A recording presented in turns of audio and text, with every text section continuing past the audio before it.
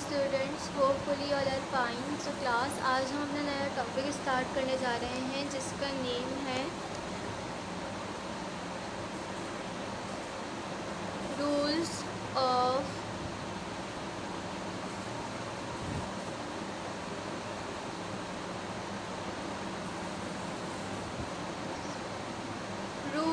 Divisibility.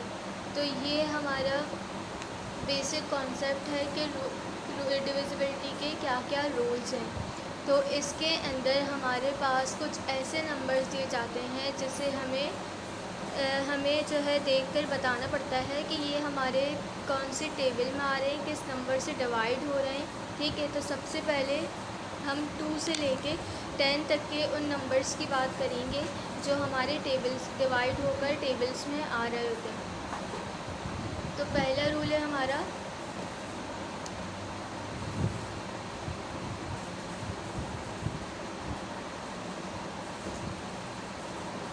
Divisible by 2। सबसे पहले हम 2 में देखेंगे कि 2 में कौन से नंबर ऐसे हैं जो डिवाइड करने से पता चल जाता है कि वो 2 के टेबल में आते हैं। तो इसके अंदर ऐसे नंबर जो हमारे लास्ट के नंबर इवन नंबर हों उसे हम डिविजिबल बाय 2 कहते हैं। For example,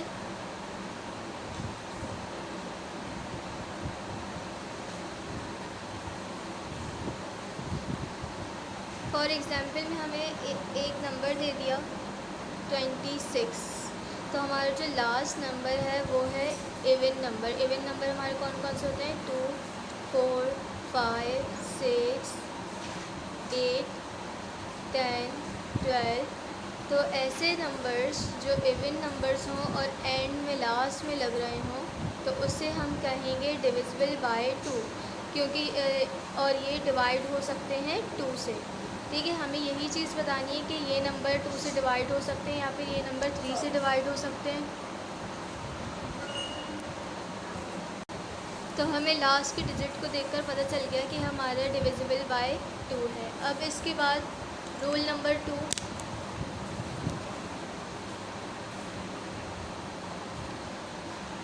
divisible by 3। Divisible by 3 यानी हमें देखना है कि कौन से ऐसे नंबर्स हैं जिन्हें डिवाइड किया जाए तो वो 3 के टेबल से आते हैं या नहीं, 3 के टेबल में आ भी पा रहे हैं या नहीं। तो वो नंबर्स जिन्हें सम करने के बाद हमारा जो है एक ऐसा नंबर बन जाए जो 3 के टेबल में आता हो तो उसे हम कहते हैं divisible by 3। For example,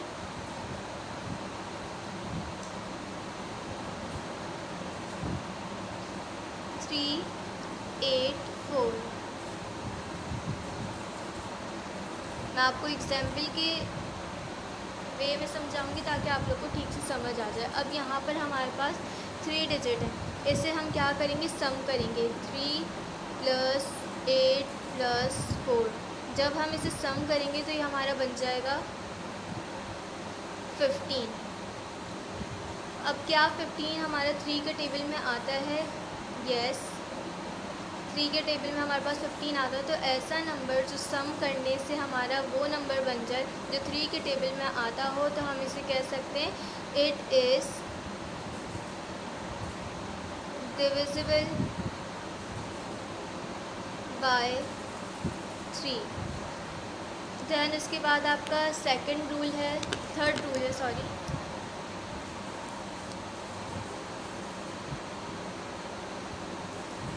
divisible by 4। अब हमें देखना है कि 4 में कौन से नंबर हैं जो डिविजिबल करने से आते हैं, क्या पहचान है उसकी। तो इसके अंदर ऐसे डिजिट्स होंगे, ऐसे लास्ट के डिजिट्स होंगे जो हमें पता हो कि 4 के टेबल में आते हैं तो वो हमारा डिविजिबल बाय 4 हो जाएगा। ऐसे नंबर्स जो हमारे पास ऐसे 2 डिजिट लास्ट के जो 4 के टेबल में आते हों, दैट्स मीन ये हमारा डिविजिबल बाय 4 है। फॉर एग्ज़ाम्पल,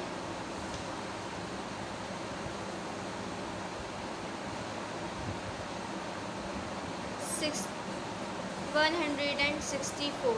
तो लास्ट के 2 डिजिट हमारे पास 4 के टेबल में आते हैं, ठीक है, और ये तीनों भी आते हैं। अगर हम करके देखें तो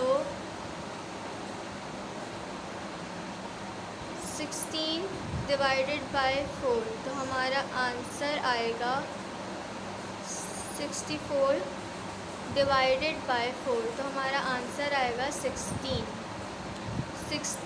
4 4 ज़ा 16, ओके, और 4 1 ज़ा 4। अगर हम सिर्फ 64 को करके देखें तो हमारा 64 4 के टेबल में आता है, और कब आता है 16 ज़ा, तो ये हमारा बन जाएगा डिविजिबल बाय 4। ऐसे 2 डिजिट जो लास्ट के हमें पता चल जाएगा कि ये हमारे 4 के टेबल में आते हैं, तो ये हमारा हो जाएगा डिविजिबल बाय 4। दैन उसके बाद हम पढ़ेंगे divisible by 5। Number 4 divisible by 5। 5 के अंदर ऐसे डिजिट जो लास्ट के या तो 5 हो या फिर 0 हो, उसे हम कहते हैं डिविजिबल बाय 5। ऐसे नंबर जो एंड में 5 लगा हुआ हो या फिर 0 लगा हुआ हो, उसे हम कहेंगे डिविजिबल बाय 5। फॉर एग्ज़ाम्पल यहाँ पर हमें एक नंबर दे दिया 525, तो लास्ट का नंबर हमारे पास 5 आ रहा है, तो हम इसे कह सकते हैं कि yes it is divisible bye 5। अगर हमारे पास एक और एग्जांपल ले लेते हैं, यहाँ पर अगर आ जाए हमारे पास 330, तो लास्ट का नंबर हमारा 0 है, और हमें क्या कहा है कि ऐसे नंबर जो एंड में या तो 5 हों या फिर 0 हों, तो वो हमारे कहलाएंगे डिविजिबल बाय 5। अब यहाँ पे 0 है, तो ये भी डिविजिबल बाय 5 है, और ये भी डिविजिबल बाय 5 होगा। इसके बाद नंबर 5th रूल है आपके पास, डिविजिबल बाय 6। अब 6 के अंदर क्या रूल है हम ये देखेंगे। तो ऐसे डिजिट्स जो 2 के टेबल में भी आते हों और 3 के टेबल में भी आते हों, तो उसे हम डिविजिबल बाय 6 कहते हैं। फॉर एग्ज़ाम्पल ऐसे डिजिट जिसके लास्ट में हमारे पास इवन नंबर आ जाए, दैट्स मीन वो हमारा 2 के टेबल में आता है, तो उसे हम डिविजिबल बाय 6 कहते हैं। और वही नंबर अगर हमारा सम करने से 3 के टेबल में आ जाए कोई ऐसा नंबर, तो वो हमारा डिविजिबल बाय 6 कहलाएगा। फॉर एग्ज़ाम्पल यहाँ पर हमारे पास एक नंबर है 408। अब 8 हमारा इवन नंबर है, that's mean it is divisible bye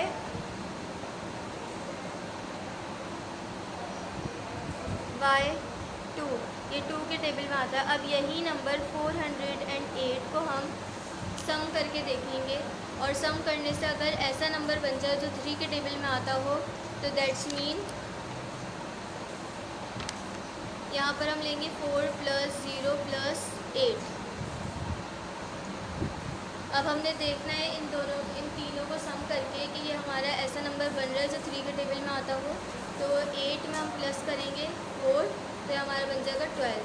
तो 12 भी 3 के टेबल में आता है, यानी हमारे पास ऐसा एक नंबर होना चाहिए जिसको हम अगर देखें लास्ट का नंबर इवन नंबर हो, तो वो हमारा 2 के टेबल में भी आता हो, और वही नंबर अगर हम सम करें और ऐसा नंबर बन जाए जो 3 के टेबल में आता हो, तो वो हमारा कहलाएगा डिविजिबल बाय 6। इसके बाद रूल नंबर 6 है आपका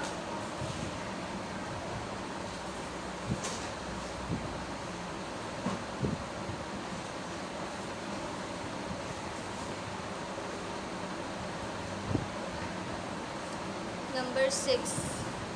इसके बाद हम 8 देखेंगे। ज़्यादातर यही चीज़ आती हैं, 7 नहीं आता है। तो हम इसी को देखेंगे डिविजिबल बाय 8। अब ऐसे नंबर्स, ठीक है, अब ऐसे नंबर्स जो लास्ट के 3 डिजिट हमें बता रहे हैं कि ये हमारे 8 के टेबल में आते हैं, तो ये हमारा डिविजिबल बाय 8 कहलाएगा। फॉर एग्ज़ाम्पल हमारे पास मैं यहाँ एक नंबर ले लेती हूँ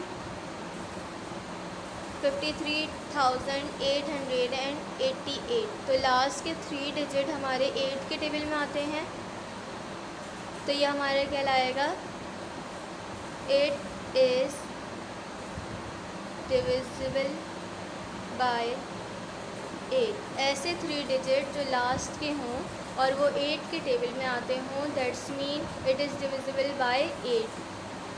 देन उसके बाद है डिविजिबल बाय 9।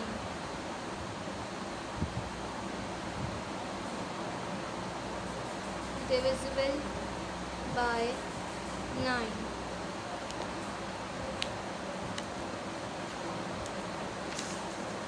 अब इसमें क्या रूल है कि वो नंबर्स जिन्हें सम करने से पता चल जाए कि हमारे 9 के टेबल में आते हैं, उसे हम क्या कहेंगे, डिविजिबल बाय 9। For example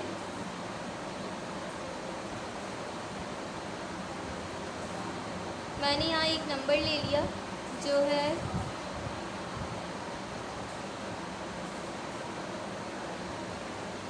7,